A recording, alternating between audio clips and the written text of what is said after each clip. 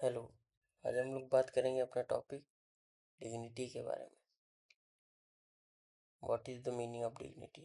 Nobility और elevation of character, worthiness, the right of a person to be valued and respected for their own सेक।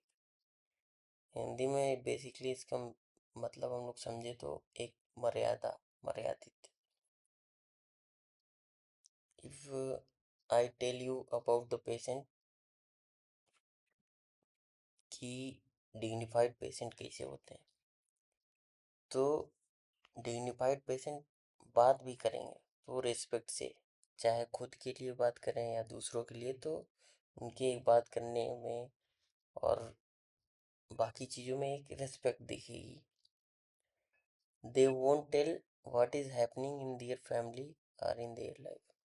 वो खुद की family और personal problems और खुद की लाइफ के प्रॉब्लम्स के बारे में आपसे डिस्कस नहीं करें, एटलीस्ट इनिशियली तो डिस्कस नहीं करेंगे, ठीक है।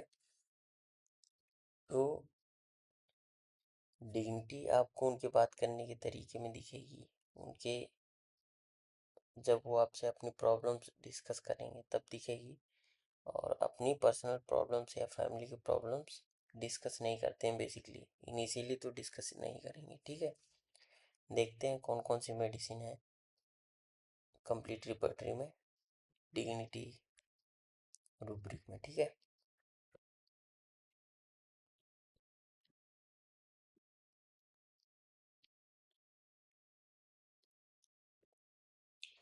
डिग्निटी में कैलकेरिया पड़ी हुई है, डल्कामारा पड़ी हुई है, नेट्रम कार्ब, नेट्रम म्यूर, स्टेप पड़ी हुई है। और अगर आप सोशिएबल में जाएंगे, सोशिएबल जितनी भी सोशल एंजाइटीज वाली हैं या सोशिएबिलिटी वाली मेडिसिन हैं, उसके अंदर भी डिग्निटी देखने को मिलती है। जैसे कि फॉर एग्जांपल स्टैनम हो गई, स्टैनम एक सोशिएबल कॉन्स्टिट्यूशन है, उसके अंदर भी डिग्निटी आपको देखने को मिलती है, ठीक है। स्टैनम एक स्ट्रॉन्ग कॉन्स्टिट्यूशन है, मेटल है स्टैनम में, तो मेटल एक स्ट्रॉन्ग कॉन्स्टिट्यूशन है, मेटल हमेशा स्ट्रॉन्ग होता है, एक स्ट्रेंथ होती है उसमें, और सोशिएबल भी है, उसके साथ उसके अंदर डिग्निटी भी देखने को मिलेगी, ठीक है। अब कैलकेरिया के बारे में हम लोग बात करते हैं। कैलकेरियाज कैसे होते हैं? कैलकेरिया, आपने कैलकेरिया देखा, ये कैलकेरिया के ऊपर का सेल हार्ड होता है, अंदर सॉफ्ट होता है, ठीक है। तो they behave in dignified way outside of their cell, मतलब कि अपने सेल के बाहर, अपने बेसिकली फैमिली के बाहर वो डिग्निफाइड वे में बिहेव करते हैं।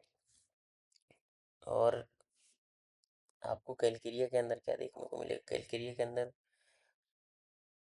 क्यों होते हैं डिग्निफाइड?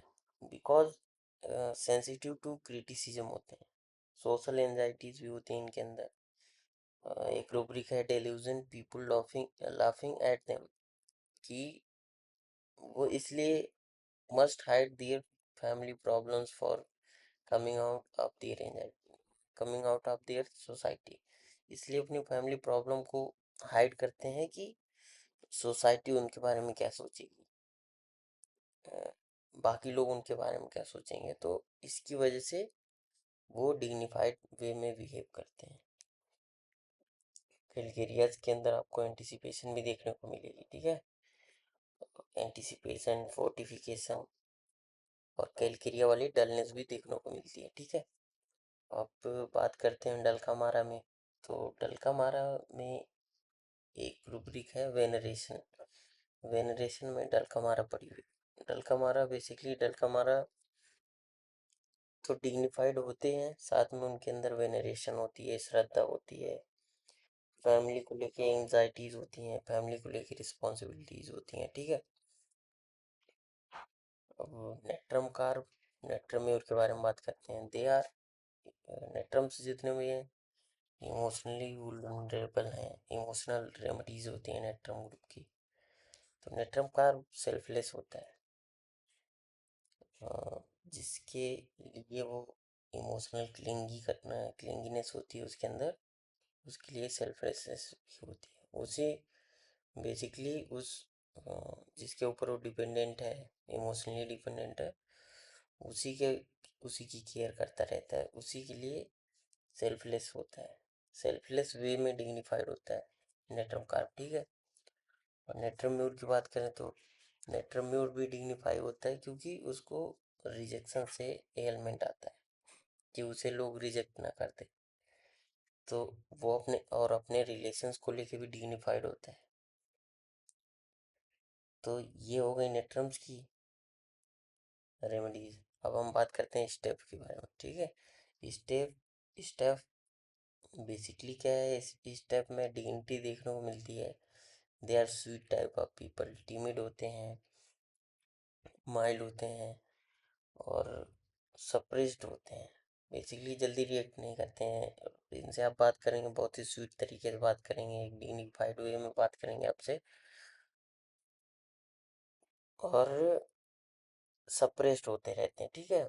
कोई भी अगर इनको मॉडिफाई कर रहा है या फिर कोई भी इनसे इनके ऊपर डोमिनेट कर रहा है, तो उस चीज़ को ये बोल नहीं पाते, एक्सप्रेस नहीं कर पाते हैं, उसको सप्रेस करके रखते हैं।